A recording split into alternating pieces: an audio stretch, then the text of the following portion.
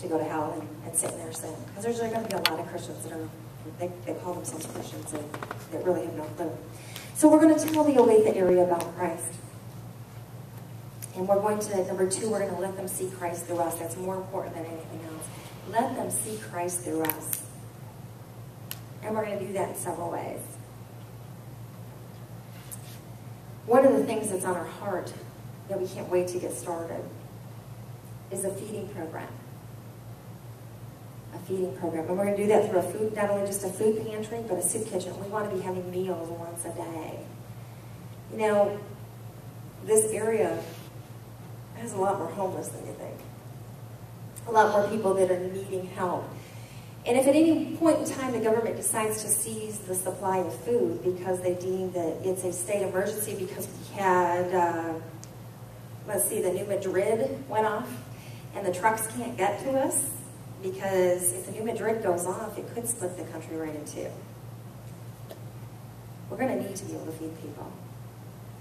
And it's hard to win people to Christ if they're thinking about their physical needs. We're going to have a feeding program. We're going to have a food pantry and a soup kitchen to where we can at least provide one meal a day for people. We want to make them a victor, not a victim. It's one thing I learned from working down in Joplin.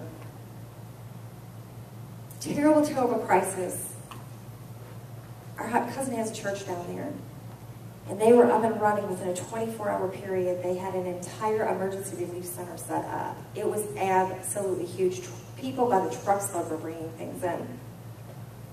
And while the service industries like Salvation Army and others were turning people away, saying, no, you can't come in. And the reason why they were doing that is because, I'm sad to tell you, because of all the looting and all the stealing that was taking place. While people were picking through their things, trying to find what was left in the rubble of their home, others were trying to steal it.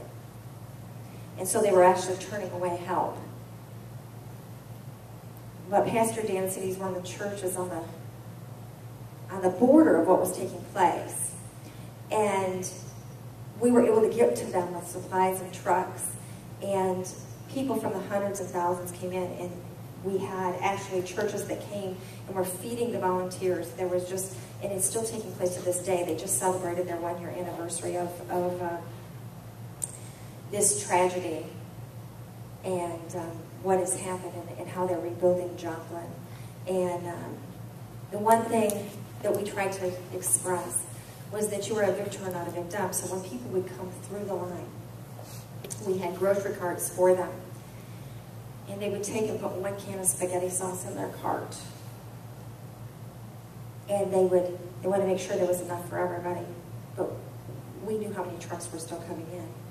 And so then we would say, okay, now that you've got your cart full, is there anybody else that you know that, is there people living with you? Because a lot of times, see, what happens in a situation like that is they come in and they clean up and they don't allow you to rebuild. They weren't allowed to rebuild for 90 days because the rebuilding would have hampered the cleanup process. So people were living with other families. So we would say, do you have people that are living with you? And they would mostly say yes. And so then we would put double what they had in their cart already. And then we would say, do you know people that you can give some away to? And then we would put more in their cart. Because we tried to empower them that they were victors, not victims. And just because something bad had happened to them didn't mean that they had to stay in that situation.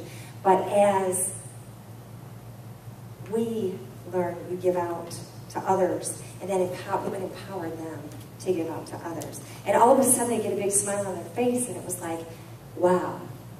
And so you're looking at people that literally have nothing that now feel like they've been empowered because they can give a jar of spaghetti sauce to their neighbor who has nothing.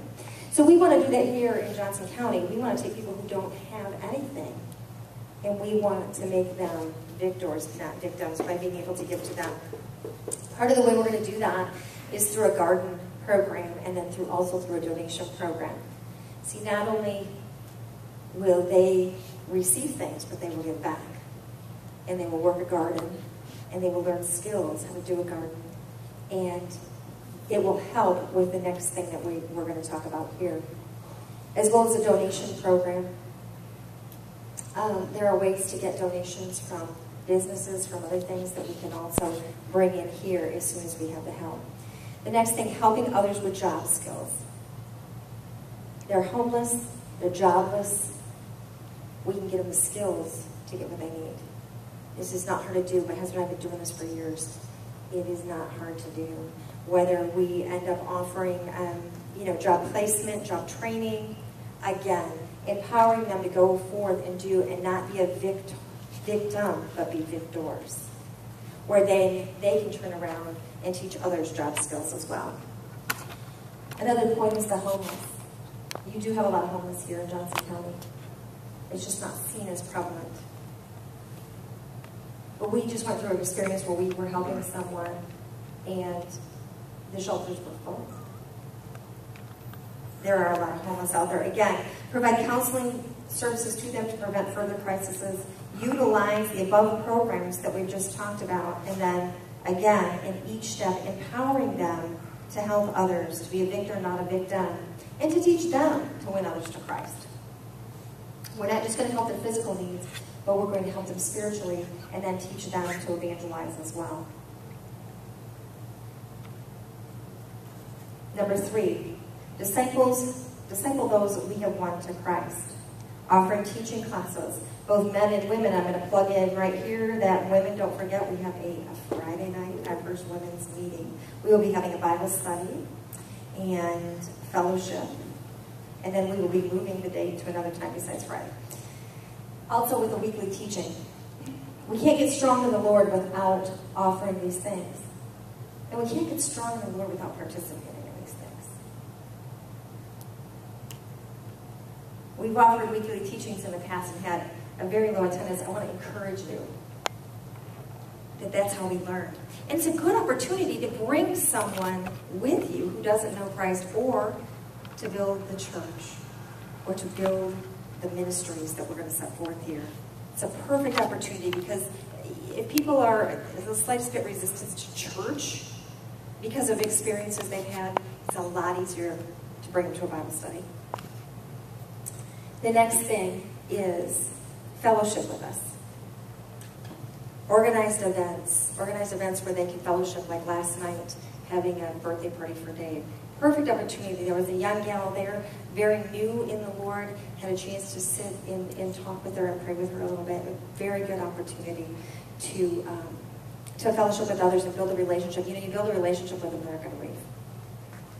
And the next thing is mentoring classes. Now, I want to make this clear. It's never to take place, mentoring program is never to take place from the regenerative work of the Holy Spirit. The Holy Spirit's what changed people.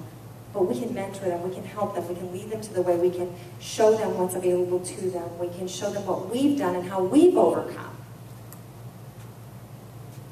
Training them to win others again. The next thing is reach other people groups. Your pastor and David as well, both have been called to an international ministry. This will be the launching point. But just in this last week, there has been invitations to Taiwan, Africa, and India in 1 week's time. It is imperative that we take what we've learned and reach other people groups. It is not only good training for you, but it's what we've been called to do. It's what we've all been called to do. These young kids here, they're going to reach other people groups because they're going to be going to Florida and be doing that all summer long. They're not just staying in the Johnson County area. It can be missions far, it can be missions abroad, it can be missions right here. But we've been called to an international ministry as well as to work on reaching other people groups through social media. This is a real big one that has come to play that you wouldn't have heard me talk about 10 years ago, but now you can definitely make an impact through social media. And we will be calling on others to help us with this.